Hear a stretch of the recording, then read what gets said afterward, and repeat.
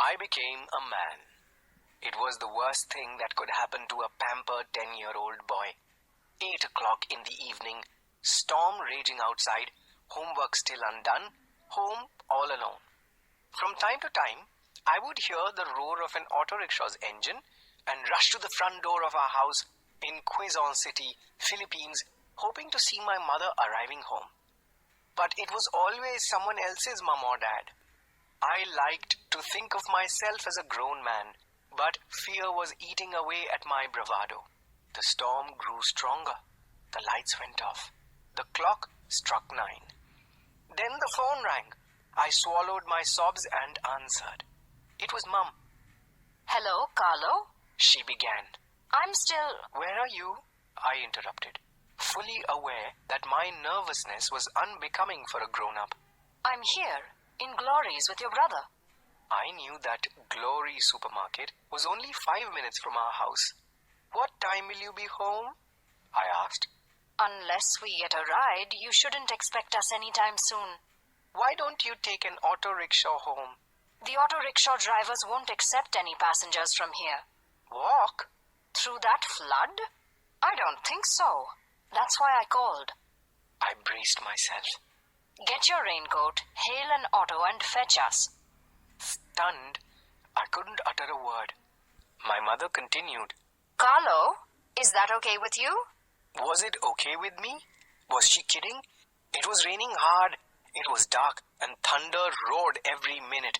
Not that I was scared, but I was only 10. Who knew what danger awaited me out there in the dark? Sure, no problem, I replied. I put the phone down. I couldn't believe I had said yes. I wanted to call back to say I couldn't do it, but then I stopped. Do grown men shrink away from challenges? No, and I was a grown man. Right then I resolved to face the impossible challenge that lay before me. To commute to a department store 5 minutes from home.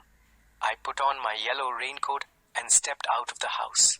The chilly wind hit me in the face and the rain pounded me. Lightning streaked across the sky and thunder boomed. I was scared. I hadn't taken a public transport before and I didn't know what to do. I recalled reading stories about kidnappers disguised as auto drivers. I started to walk back to my house when an auto pulled up beside me. Boy, do you need a ride? The driver asked.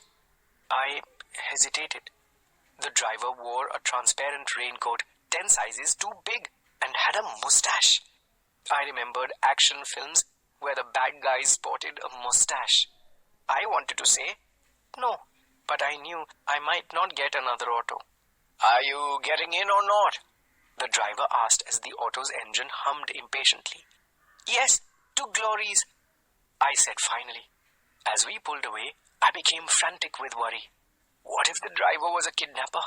What if he decided to drop me off and I couldn't find my mother or my way back home? I didn't know what to do. I began to pray. It didn't stop me from trembling, but it did ease my fears. The minutes flew by, and soon we reached Glory's. My mother saw me. She took my brother Paolo, who was 9, by her left hand and carried their umbrella in her right. They walked towards me. Wow, you're really a big boy now, taking an auto. My mother said with a smile. I would have preferred grown man to big boy, but still I glowed with pride. As we started to move, Paolo turned to me. Big brother, you were really brave today, he said. It was nothing, I said, smiling. Someday you'll do this too. He looked at me as if I was God. As the auto roared through the flooded streets of our neighborhood, past the stores, the houses, I felt great. I had faced my fears and delivered. I had a brother who admired me, a mother who trusted me, and the memory of a little adventure for keeps. I had everything. I felt invincible. I had become a man.